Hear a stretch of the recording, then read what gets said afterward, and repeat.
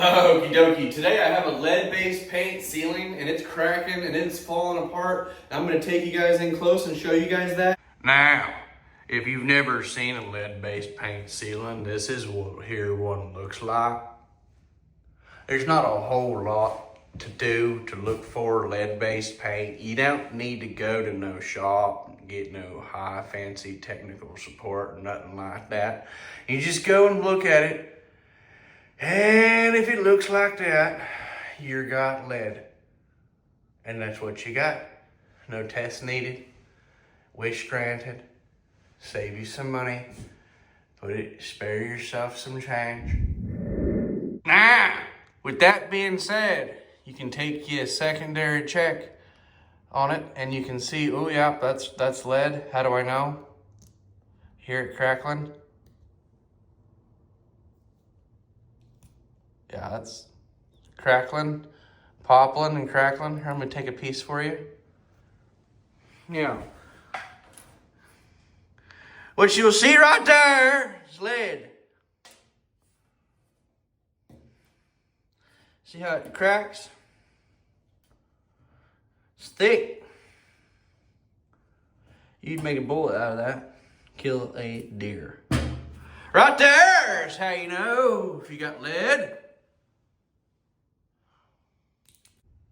One other thing I want to mention is I'm going to be wearing goggles, a mask for lead. I'll be using the scraping tool right here. I'll be using this scraping tool right here.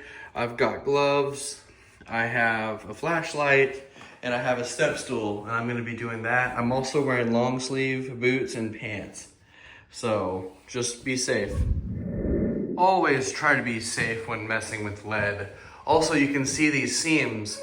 The ceiling isn't just these little lead-based paint ceiling damaged areas.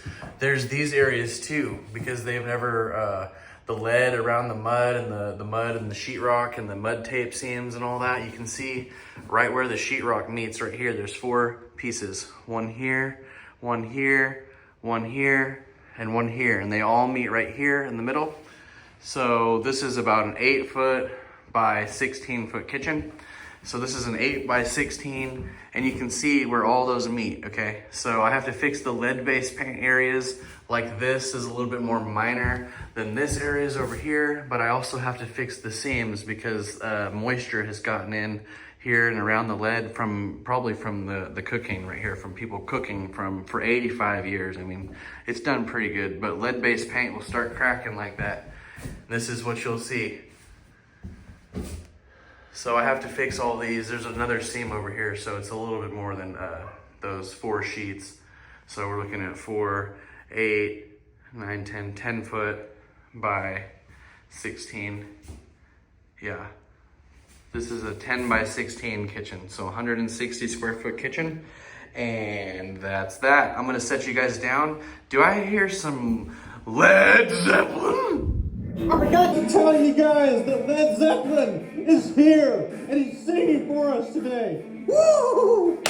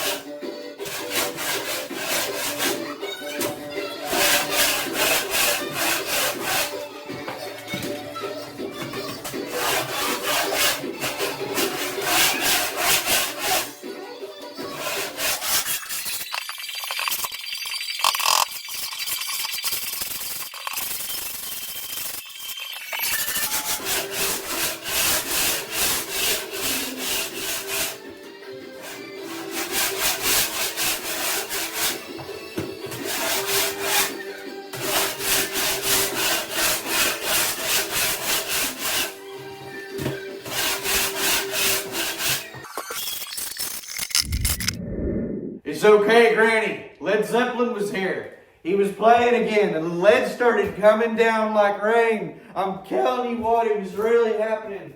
It came down like rain, Granny. You should have seen it. Get out of my house! So now that Led Zeppelin is gone and all the loose lead has fallen off of the ceiling, thank goodness I don't actually have to do anything. I love it when Led Zeppelin comes out and plays his music and all the lead just falls off so I don't actually have to work. So this is what it looks like after Led Zeppelin left. And you can see all that loose stuff's completely gone. Now we're just down to the minor stuff like this right here. All the loose stuff, paper from those mud seams right there, all that's been removed and there's nothing to worry about here. Just a few scraps of asbestos and lead-based paint. Snowflakes and gumdrops. Really, it's if you're not cooking today, at the end of the day, it's not that big of a deal. You just wipe it off, right? It's just lead and asbestos. Led Zeppelin really does a good job when he plays his music. Goodness gracious. Yeah, we'll wipe this up. There's a dustpan right here. Thank goodness there's a broom and a dustpan. We'll just kind of scoop this up and we'll get dinner. It's about 5:30 right now, so. All I'm doing right now is taking all-purpose mud, this all-purpose sheetrock mud right here from Lowe's, okay? All-purpose, and there's a mud pan, and I have the 10-inch mud knife, and I have some mud right out of the bucket, just right inside there. You can add a little bit of water if you want to, but you don't have to. I'm not going to. And today, since it's the day I scraped all this off, I'm gonna go ahead and fill these bigger spots in, like this area right here. So that way when I come and do the tape tomorrow, it's not gonna be a big deal. It'll go a lot faster and easier, the drying process and all that.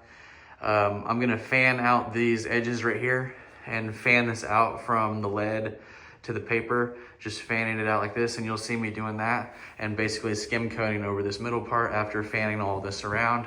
I'm gonna fill in these low spots where we chipped out those and just kind of go over the worst parts today, and then I'll come back tomorrow or the next day that I come back here, it won't take as long to dry.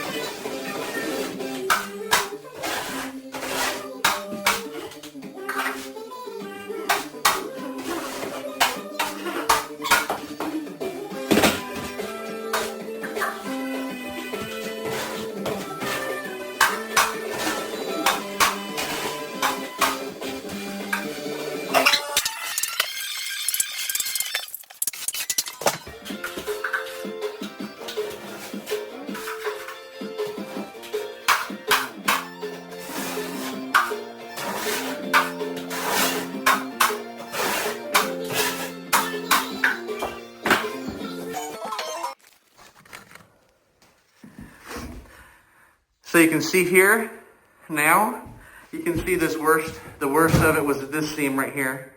And I've just filled in the worst places and it's very smooth. You can see, okay, if I hold it up to the ceiling, it's not like draping down or anything, like it's very smooth, okay?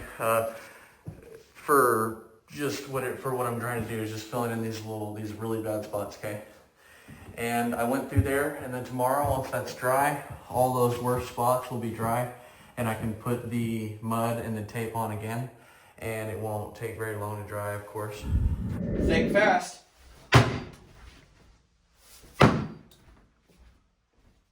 Too late. It is the next day, and you can see right here, this is all dry now, and basically what I'm going to be doing is I didn't overlap these because I had to fan this edge out around right here. So you can see I didn't quite, after fanning that edge out, there's a little brown spot right here. That's because I went inside like this after going around the edge like that. So you can see a little brown spot around here. That's okay. Now that I've filled in that low spot around that paper where that paper was peeling off, now I can skim coat over the whole thing. You can see that's a lot smoother now. I'm not gonna worry about the mud seams right now. I'm just gonna skim coat the whole thing. Now that I've scraped it flat, hit all the nails in and everything like that, pulled all the stuff that was sticking down, I'm gonna skim coat over it to get rid of these little micro lines like this. After skim coating it the first time, I'll put the tape on. So you'll see that here in a second. Zeppelin!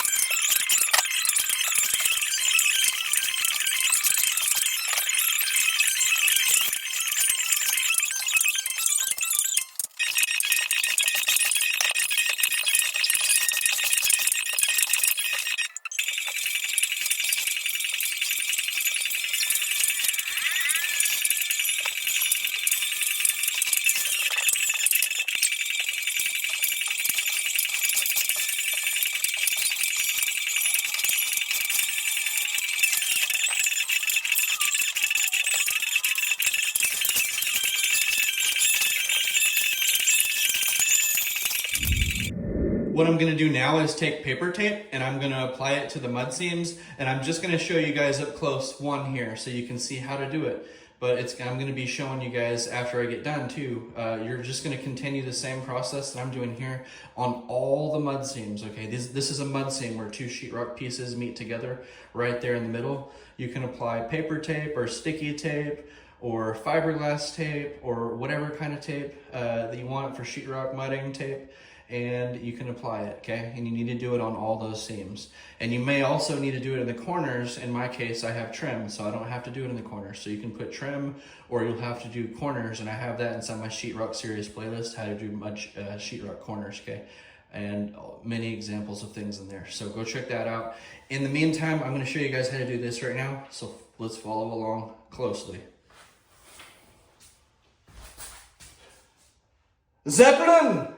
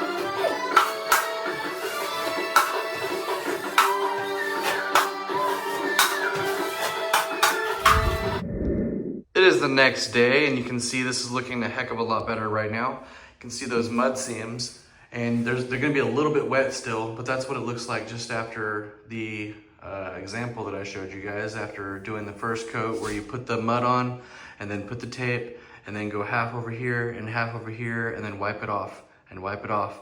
And then this is what it looks like after just the first night, and it's the next morning. I'm gonna go ahead and go over that the second coat today, and it'll look a lot better even. So that's this room currently, what it looks like, and this area over here and these areas. So I'll have to go over those a second time, but I'm gonna go ahead and set you guys down over here. You can see the tripod It's gonna be going right here. I have a mud seam that I'm gonna have to go all the way down. You can see it right there. I have to go all the way down to that wall, down right there, and you can also see it right here. I'm gonna set you guys down and we'll go ahead and get that going. Zeppelin!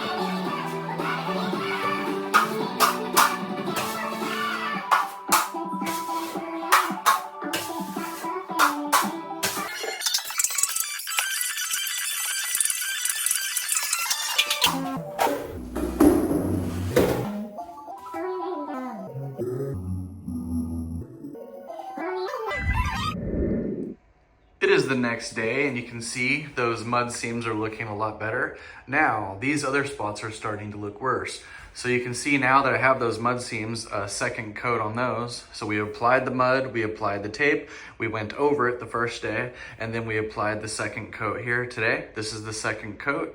And remember, I forgot this one, so it's a little bit behind that one, but I'm gonna keep moving on, and I'm gonna continue on this little journey here. And you can see these areas are looking worse. These areas have been skim coated inch for inch, but they were skim coated this way. So now you can see there's more lines going this way, and you can see those lines right here.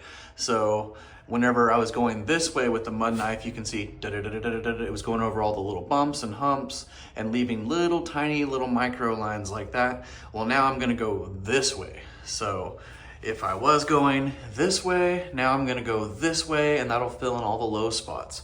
And I'll continue that same pattern throughout this entire thing.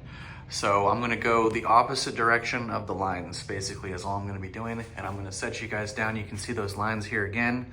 Those lines are this way, so I'm gonna go this way like this time, and I'm gonna set you guys down, and I'm gonna do this little spot right here, and this little spot, well, basically just this little spot right here.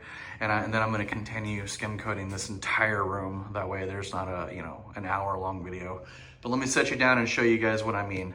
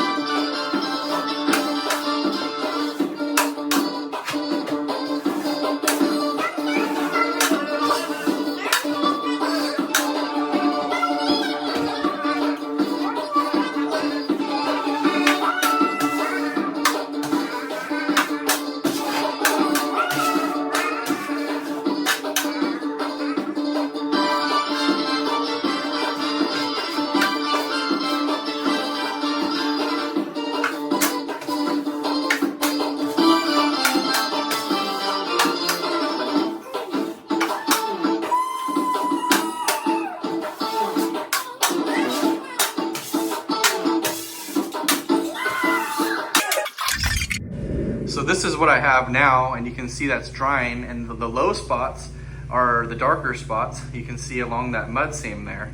And the dry spots are spots where it wasn't as thick this second coat. And you can see right here where the lead is, the cracks inside the lead-based paint cracks. There they are, and they're getting filled in one at a time, layer by layer, until they're all sealed in so tight that they have nowhere to go.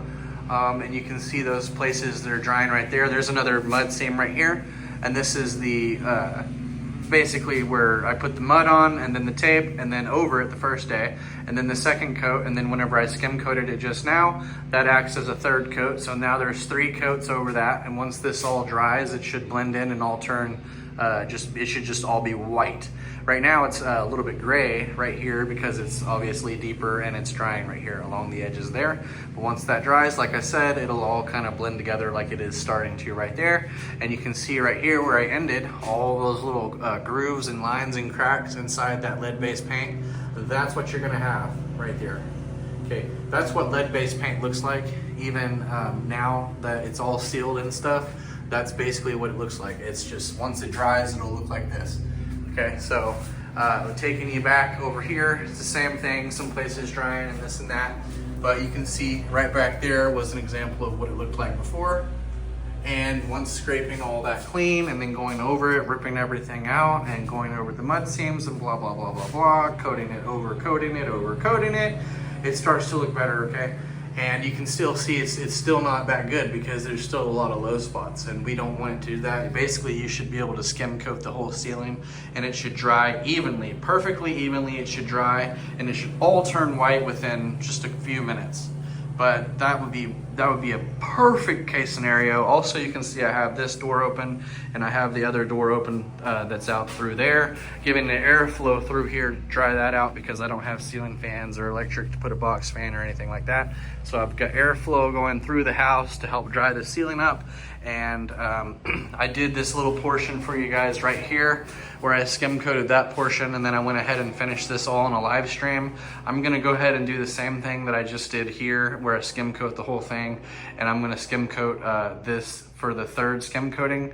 I'm gonna do that on a live stream as well. So I'm gonna go ahead and do that, but I'll see you guys here after I skim coat this whole thing again, and I'll show you what it looks like after the third time of me doing the same thing, of going over it like we did over here. But now this time, the lines you can see are this way, so I'll go this way or I'll go diagonal, which is usually what I do on the third coat.